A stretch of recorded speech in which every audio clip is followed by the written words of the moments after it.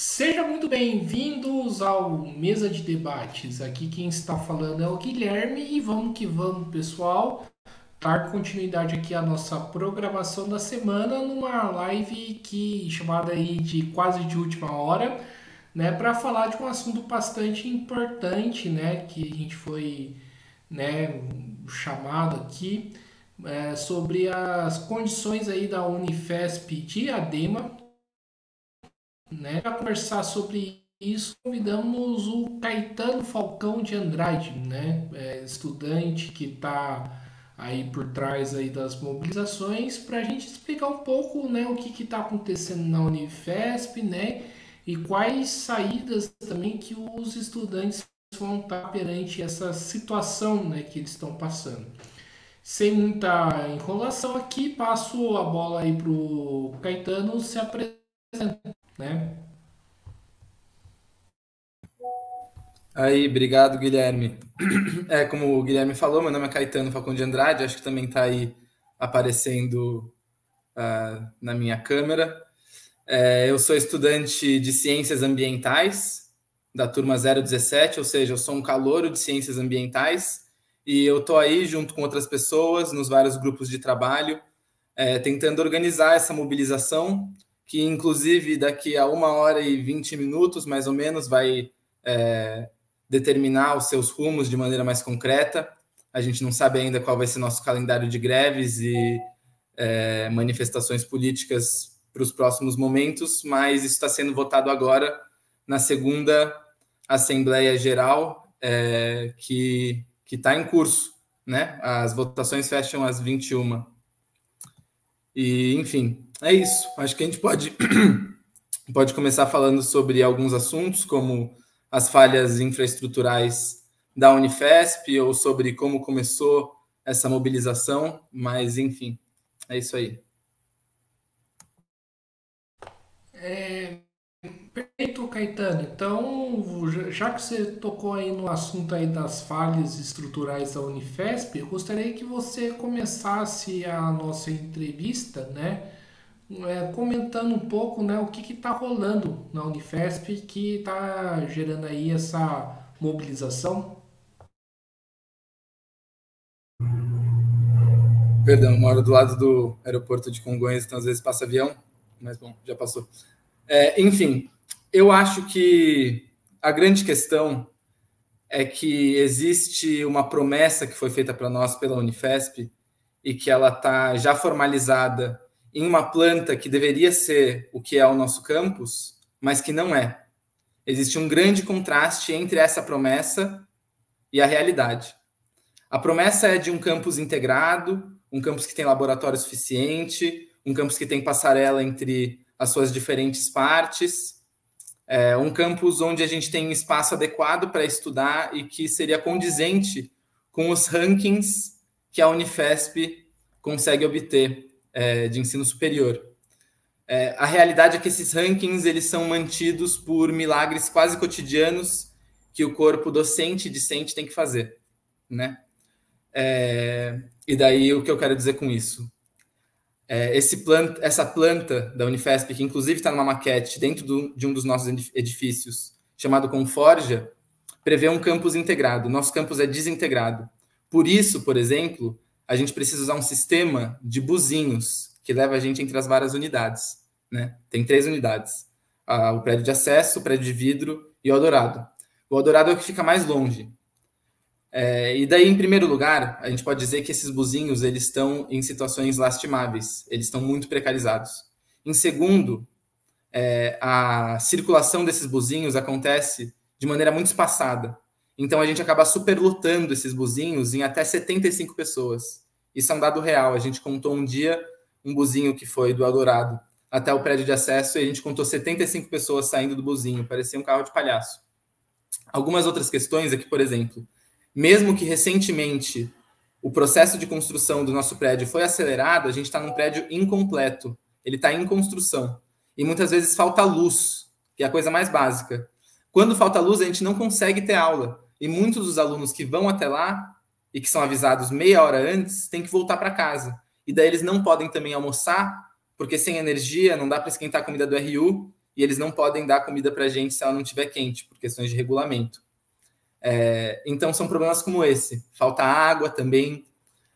O próprio RU, que é de uma empresa terceirizada, chamada Yakisan, dá para a gente uma comida que, primeiro, é insuficiente. Frequentemente, ela acaba antes de acabar o intervalo. Em segundo, ela vem, às vezes, com larvas, insetos, até pedra e arame a gente já encontrou. Isso tudo são casos que, inclusive, estão documentados dentro do acervo que a gente fez de problemas estruturais da Unifesp.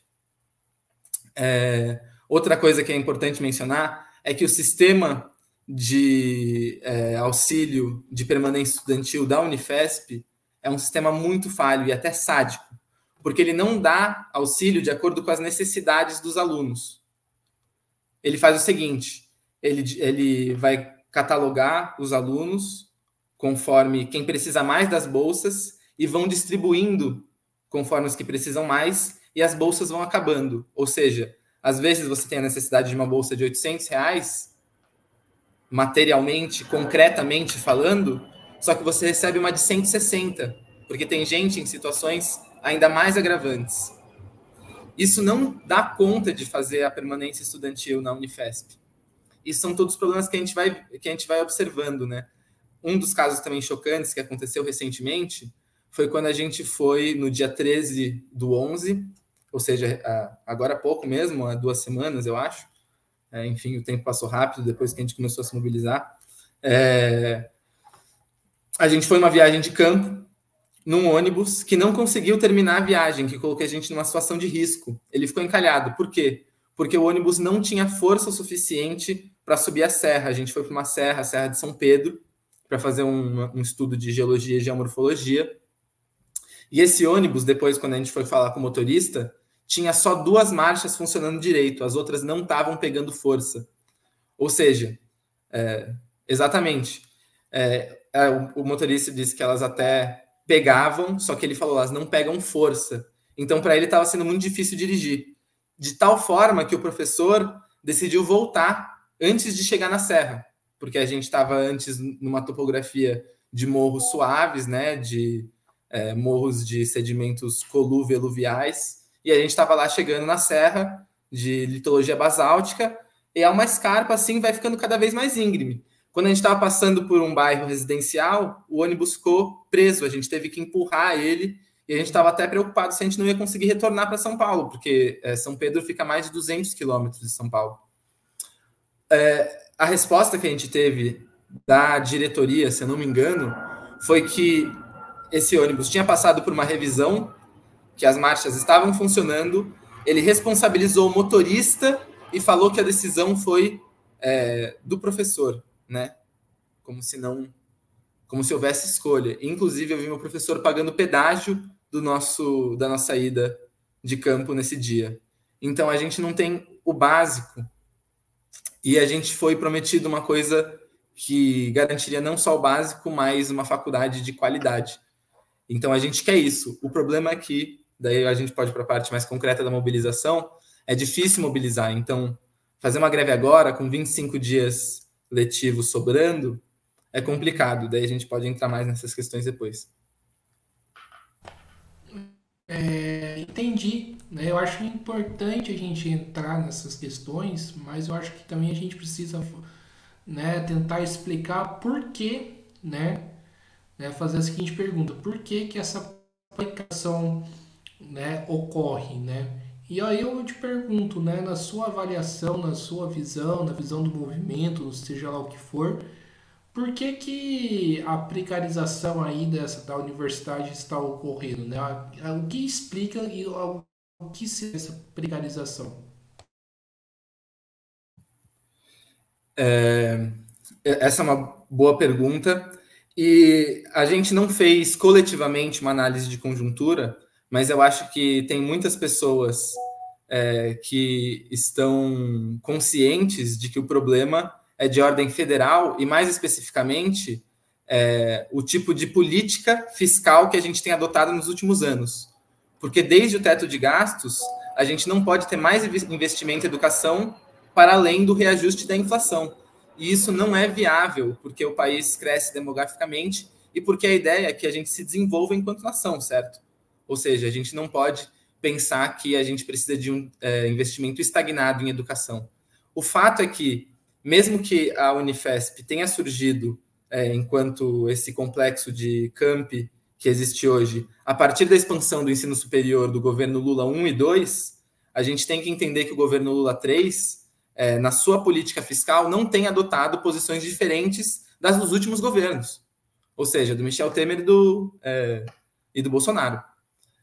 O arcabouço fiscal, que é um tipo de, vou usar aqui uma palavra que é emprestada da Faria Lima, um rebranding do teto de gastos, é o que impede a gente de ter melhorias dentro do nosso campus. E eu acho que isso é verdade para a maioria das universidades federais no Brasil. Agora, existe também uma má vontade da reitoria, e isso foi demonstrado dentro das reuniões que ela participou com a gente, em ajudar a gente a pressionar o governo federal a conseguir mais orçamento, né? Ou até mesmo apoiar a gente nas nossas manifestações políticas, porque, inclusive, a gente pode entrar nesse mérito depois, a nossa reitora está indo agora para Brasília, se eu não me engano, para combinar o orçamento da Unifesp no ano que vem, que, em tese, para Diadema, seria muito pequeno, porque ocorreu há pouco tempo a aceleração das nossas obras, né? E ainda assim elas estão inacabadas, mas por conta dessa aceleração das nossas obras, a ideia seria que a gente receberia menos investimento no ano que vem, uma quantidade irrisória, assim. Então, enfim, tem esses vários problemas. Depois eu posso falar sobre como, inclusive, o nosso movimento está fazendo as vias oficiais, está pedindo por emendas, mas a gente também está aí organizando uma agenda de mobilização. Caetano, eu poderia entrar agora, né, nessa questão da mobilização, e eu vou entrar na entrevista, mas eu queria dar uma cutucada aí, né, no governo federal, né? O pessoal fala muito em combater a extrema-direita, né, e, com lei e tudo mais. Esse tipo de postura, né, do governo federal, né, em manter o arcabouço fiscal, como você falou, né, um novo teto de gastos, né, do Bolsonaro e do Michel Temer, isso, né, contribui aí para alguma mudança social no país, né, para algum combate aí, né, de conservadores e até mesmo reacionários? Na sua opinião, o que Perdão, eu perdi a última parte, porque passou um avião aqui do lado, mas foi só os últimos 10, 15 segundos. eu perguntei, eu perguntei o que você pensa, né, nesse debate todo aí, né, o pessoal fala de reconstrução do país, né, de combate à extrema direita, né? É possível fazer tudo isso, né, implementando o arcabouço fiscal, na sua opinião? Gostaria de saber o que você pensa. Não, então, eu acho que essa ideia de reconstrução do país acontece mais no nível das relações públicas, né? Em grande medida. Ou seja, a gente tem um governo agora que não é escandalizante, assim, não produz, né, essas cenas lastimáveis que o governo Bolsonaro produzia. E, assim, no nível simbólico eu até aprecio, assim, mas realmente tem algumas coisas que, para a realidade cotidiana da população, do estudante no nosso caso, nada muda, assim, a não ser não ter que ficar comentando dia sim, dia também, o que o presidente falou, né?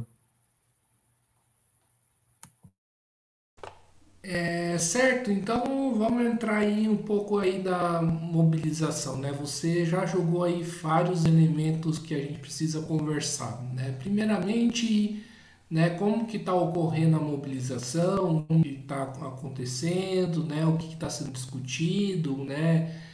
Greve, passeata, né? Como fazer isso aí no final, né, do ano, né? Gostaria que você comentasse um pouco mais sobre essas questões também.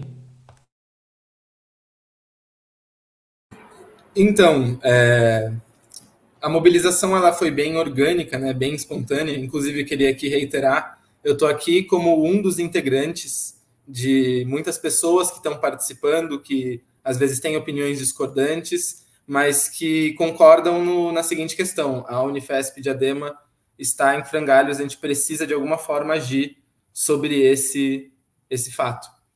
E isso foi meio catártico, né? Porque aconteceu essa excursão que eu contei sobre o ônibus, produziu alguns vídeos, né? Que, vamos dizer assim, na linguagem da internet, viralizaram dentre o corpo discente, né?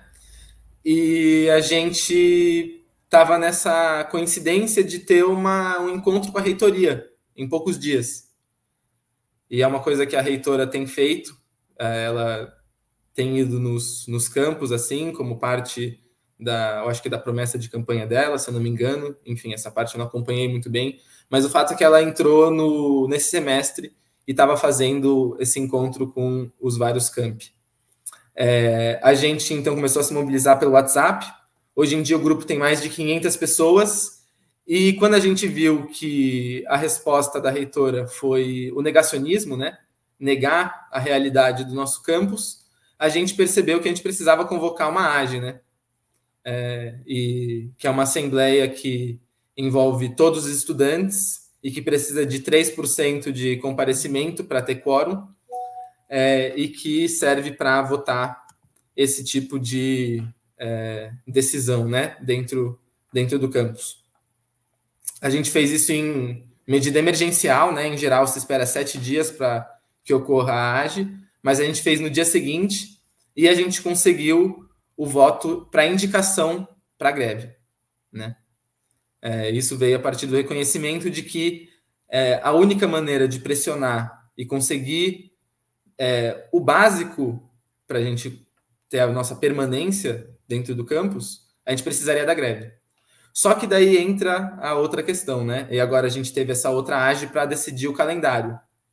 Depois de alguns dias, muitos de nós chegamos à conclusão de que talvez, por conta da proximidade do encerramento do ano letivo, a gente não vai conseguir muita adesão nesse momento, né?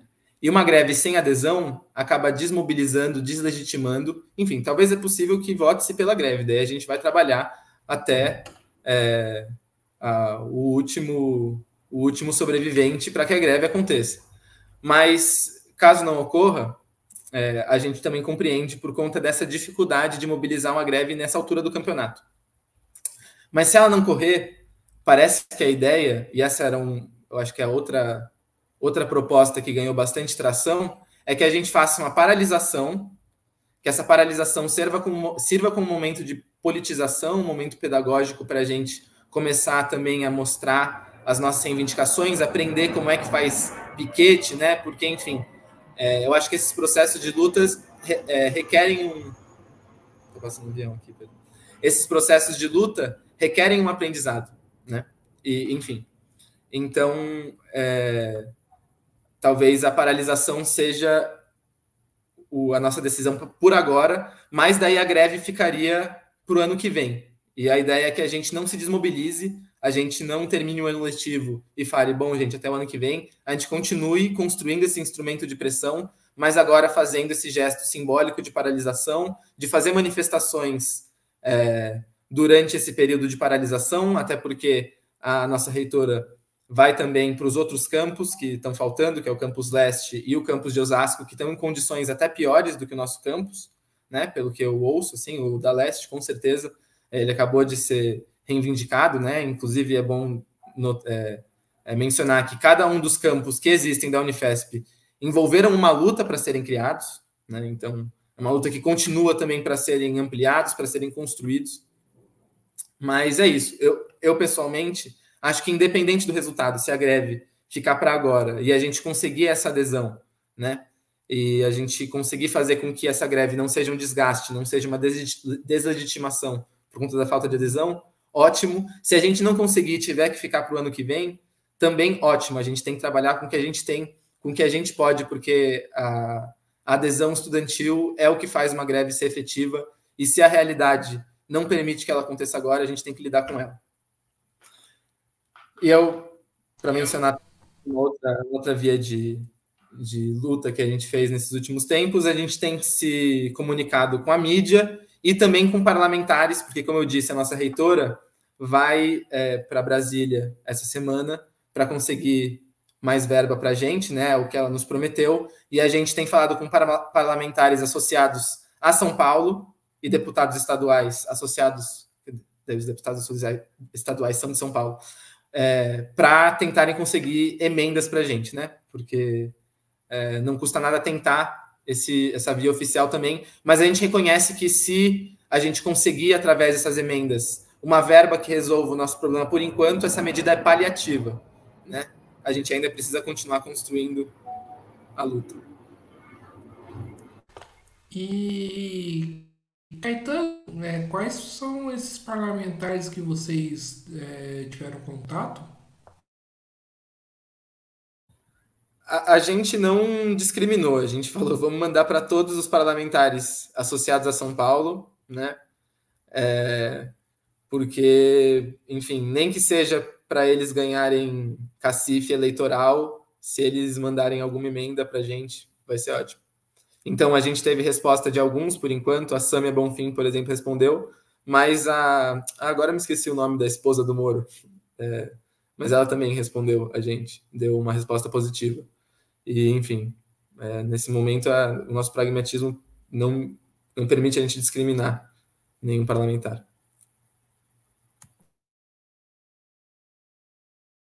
Certo, né?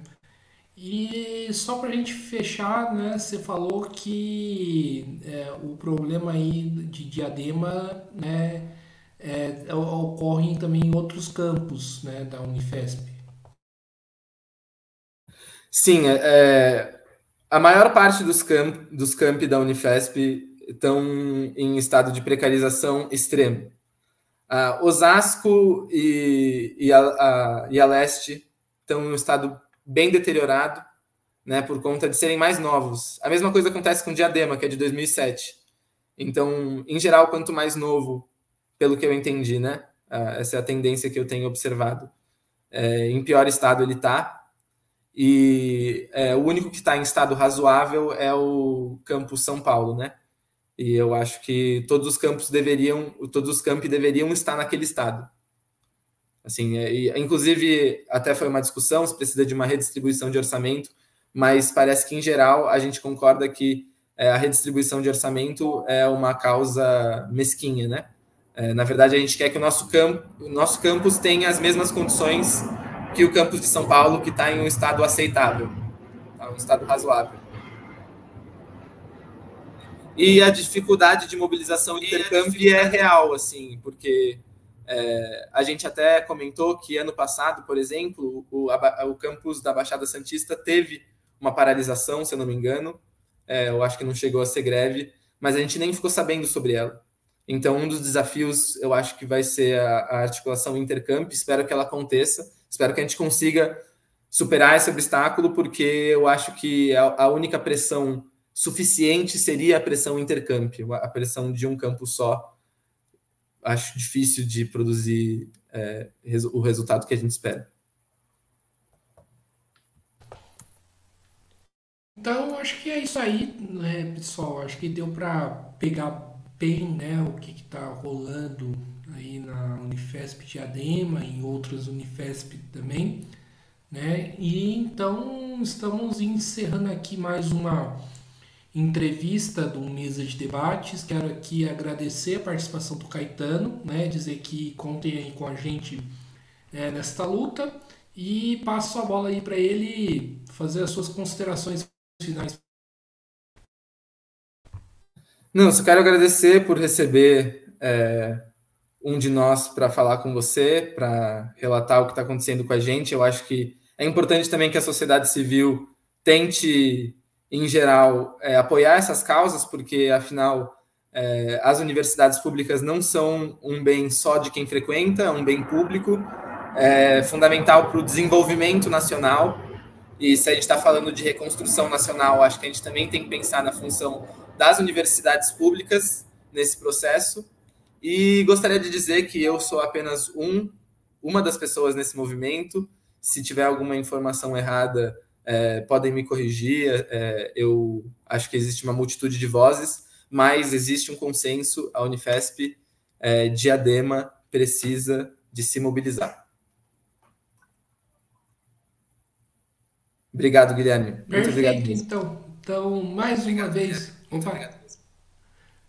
então, mais uma vez agradecendo ao Caetano, agradecendo também a você que estiver nos vendo, peço que se inscreva no canal podcast um pouco trabalho curto de esta e outras entrevistas. Além disso, segue a gente lá nas nossas redes sociais, Facebook, Instagram, né, e o TikTok. E para além disso, nós temos o Pix 385 007 02800 CPF e, né, e o Caetano já está apontando aí também o Padrim, www.padrim.com.br/podcast Mesa de Debates. Então é isso aí, a programação se encerra agora de fato, né? Um abraço e fui!